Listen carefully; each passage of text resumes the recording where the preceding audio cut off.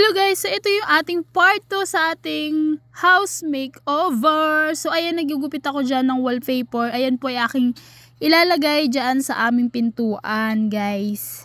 So ayan, nakita nyo naman yung itsura ng aming pintuan. Talagang dumi-dumi yan na tignan. So napag-isipan namin magtita na umorder nitong nagte-trending na ganre sa pintuan. So ayan, talagang hindi mo to magagawa kung wala ka talagang kasama. Napakahirap talaga gawin ito guys. So dahil nga wala gaya-gaya tayo, edi magtiyaga tayo dyan guys. Syempre, kailangan natin pagtiyagaan para maging maayos. Kailangan kasi pantay yung paggugupit natin. At para maging maayos yung ating paglalagay dyan. Sa pagdidikit nga ng wallpaper guys, kailangan natin dito ng tiyaga at pasensya. Grabe talaga kasi hindi talaga mapapantay. At hindi maayos kung hindi mo talaga uulit-ulitin para yung mga yan, katulad yan, talagang uulit-ulitin mo yan. Alam mo yung aabot na talaga kayo ng anong oras dyan para lang ma-perfect. So hindi naman tayo perfect guys, pero syempre gusto natin maganda yung kalalabasan ng ating ginawa. So ayan, pagdating dun sa baba, tignan nyo naman, napakadumi. Hindi naman sa dumi, napaka sira-sira na rin dyan. Hindi naman sira sa ano yan sa pintura. Yung pintura ng aming pintuan. Pero napaganda siya yan guys. Kasi gaya-gaya nga tayo sa mga trending. So ayan na.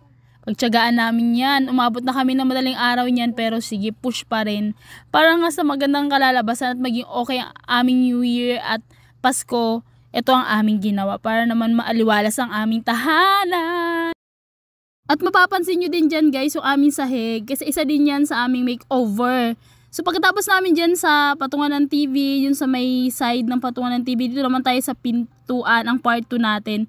At doon naman sa sahig, sa part 3 na natin yan guys. So dito muna tayo, balik tayo sa aming kakabit ng wallpaper. So ayan, umanabot na pa kami ng madaling araw dyan magtita. Dahil nga napakahirap naman kasi talaga ikabit yan guys. Pero tayong mga Pinoy, kahit nasabihin mong pagod na tayo, nandiyan pa rin yung hahalakhak tayo, magtatawanan, ganun. Kaya yung aming pagkakabit ng wallpaper ay hindi siya nakaka-boring guys. Diba may tawanan kami dyan magtita para lang ma-enjoy namin at hindi kami makaramdam ng pagod, ganun guys. Kasi nga meron kami goal na dapat bago magpasko at mag New Year ay na makeover na namin ang aming maliit na tahanan. So yun guys, ayan, nagugupit ako niyan. Ayan naman na ginugupit ko para yan dyan sa border. Kasi nga naikabit na namin yung parang yung lining dyan sa may pintuan na wallpaper. Syempre, ang ilalagay naman namin dyan yung border. So ayan na, nailagay na namin yung pinaka border dyan naman sa gilid yan guys. So yun na nga, kahit hindi naman na siya pantay, siguro na lang tayo guys. Kasi medyo pagod na kami dyan magtita mula umaga. Syempre,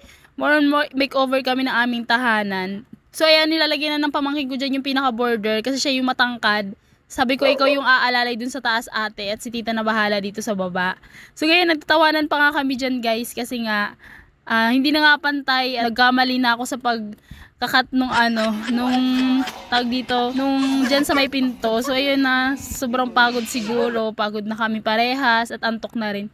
So ayun, tinapos pa rin namin yan. Diba kasi mga may goal nga kaming dalawa na kailangan namin matapos. Ayan. So, diba nga kung may pagtutulungan nga talaga kayo, kung meron kang makakatuwang sa paglilinis, sa pag-aayos, why not, diba? Kasi mayroon ka ng katuwang, talagang mapapabilis ang iyong gawain. So, ganyan. Ayan na guys, patapos na kami dyan at natutuwa kami sa resulta kasi ang ganda na talaga ng kilabasan ng aming pintuan. So, yun nga, pag nakikita nga ng aming mga kapitbahay na pumupunta, so yun, lagi nila napapansin yung aming pintuan. So, diba, syala-syala na siya. So, yun na ang naging resulta guys. Ang ganda, diba?